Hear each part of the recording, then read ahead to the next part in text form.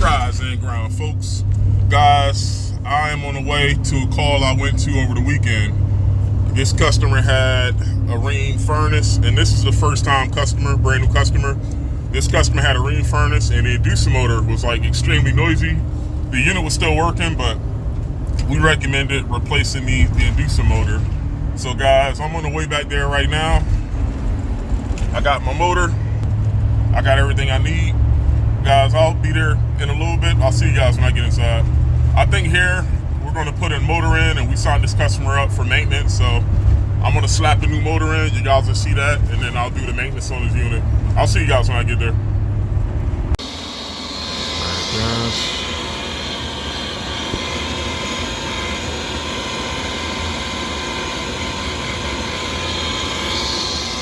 Hear that? This is the sound of the old motor.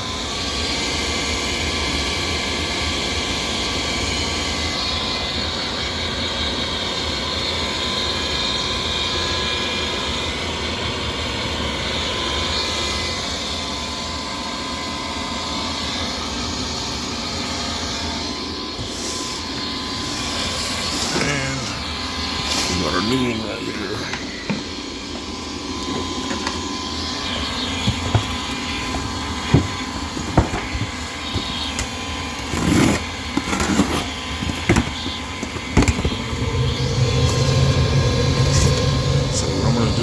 Is we're going to slap the new motor in, and then we're going to do a maintenance on this unit.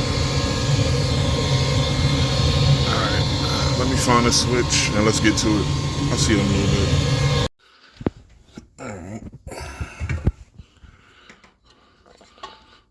I got this out.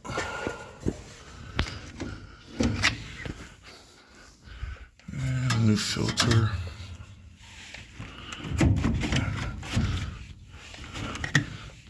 And looking at this flame sensor here, see that? Can definitely get clean.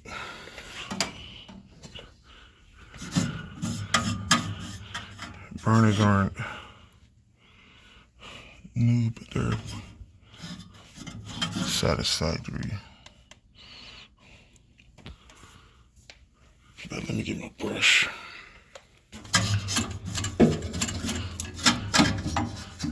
Clean these burners off here. Smudge your stuff here.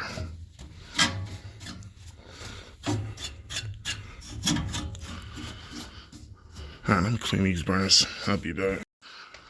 Alright, see here. Burners are okay. And you see here the porcelain on this flame sensor. The sensor itself eventually, as you see, the white corrosion, you can clean that off. But if the porcelain here, if this cracks, then you'll have to replace it. But this only happens, I want to say, probably after like 15 years. This is very unlikely. I want to say a cracked porcelain probably is going to be due from like improper combustion.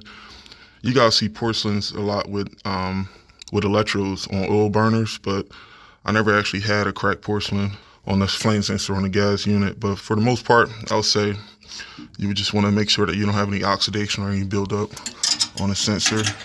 And it's best to do this with the motor out because we got more space to deal with. And you see here, this is plug and play. And another thing here is the flange. I want to say with most of these older motors, the new one comes with a flange, you see here.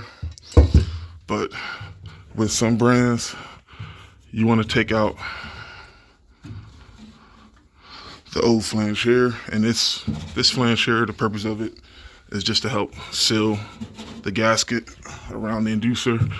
A better seal, like I said, it's going to prevent any fumes from leaking around the motor. So for the most part, if the old seal or gasket is good, then you can reuse it, but they always give you another flange in the seal, so there's nothing wrong with just taking the old gasket out and just popping a new one in.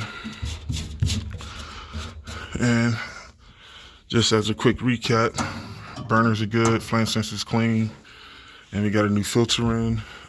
So now what we'll do is pop a new motor in, and a few things you want to do is check the current draw on the new motor, and also you want to check the inches of water column and make sure that this motor is pulling a strong enough draft. But remember, with this one, this thing was making a loud noise, so I'm pretty sure the windings, something in this motor was likely getting ready to lock up.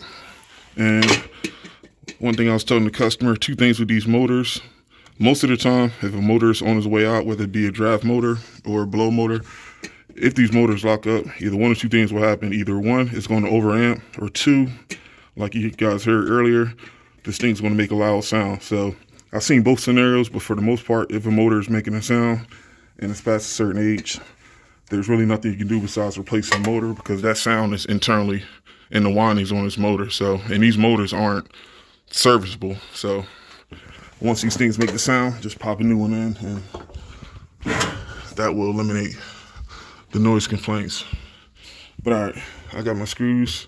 I got the new gasket on here. I'm gonna pop this in, and I gotta go get my manometer, but I'm gonna put this in and I'll be right back. All right, I got the new motor in, and you see the inches of water column, and this hose is a little bigger. I didn't use the original hose that was on the unit, but you see here, negative 1.0.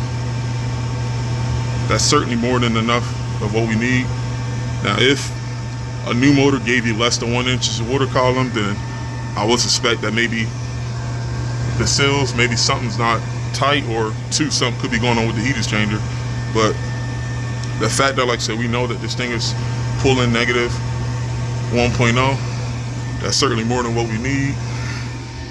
And you can also check this thing for amps. It's going to turn off eventually on pressure switch error. You guys see that? So it's probably turned off on pressure switch error. Gotta reset it. Here we go.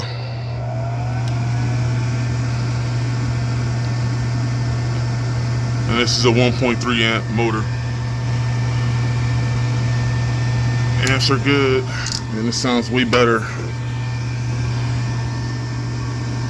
than this one here. But yeah, guys, that's all there is to it. It's plug and play. And like I said, guys, we do OEM motors. I mean, anything happen, but if you put in universal motors, maybe there's like an adapter that you have to put in. But for the most part, guys, it's plug and play. You know, you take your time taking the old one out, and the new motor goes in the exact same way. But most importantly, make sure what you order is specific to what you're taking out. And like I said, guys, this only happened once or twice, and this wasn't with Rheem, this is with another brand.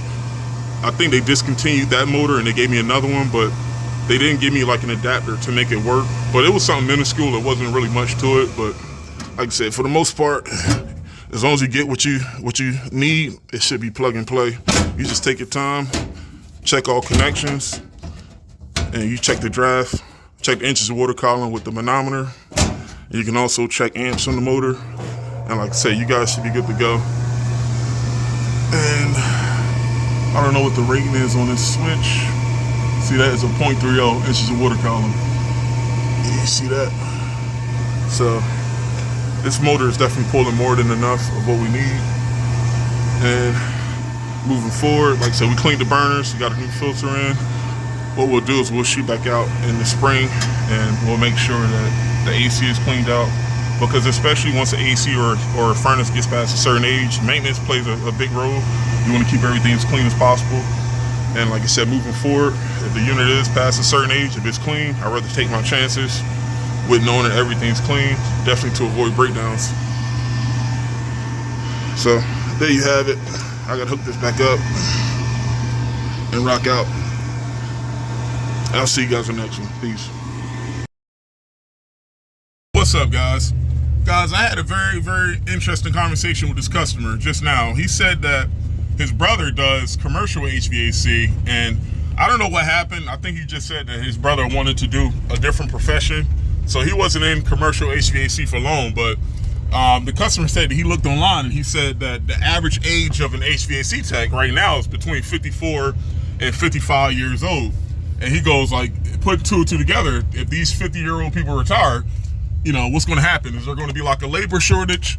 What's going to be the outcome? And I told him, me personally, I feel like there's not really going to be that much of a shortage to a point where it's going to be less qualified companies and less qualified technicians. But one thing you got to understand, I feel like with HVAC, I mean, even when I went to school, I told you guys, I've been in it since I was 19. I went to trade school out of high school. But you got to understand, guys, one thing I left out was that it was only like probably 3 or 4 people under 25 in my class. It was like a class full of like 30, 40 people. Everybody else is like damn near 25, 30 years old. So like, I'm not going to say HVAC is a young man's game, but it gets to a point where like, if someone doesn't have like the discipline to learn it, I'm talking like from scratch. If you don't have like the desire to want to be in it long term, I mean, most of the time, like I said, most people's psyche doesn't click until after you turn 25, 26. So like, I think that report he's seen online in regards of average age being 54, 55, that is true, because it is still a lot of old timers out there still kicking it. But I feel like the new techs now are going to be already in their 30s. So like, I feel like within the next 20 years, guys, that age is going to go down. It's probably going to be, the average age is going to be between 35 and 40.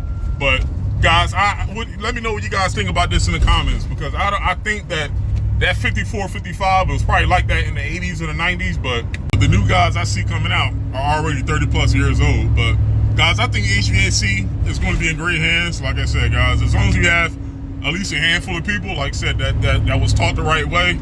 I mean, it's not going to be a bunch of them, but like I said, guys, I think customers are going to be in good hands. But let me know what you guys think about this in the comments. I got to rock out. I'll see you on the next one. Peace.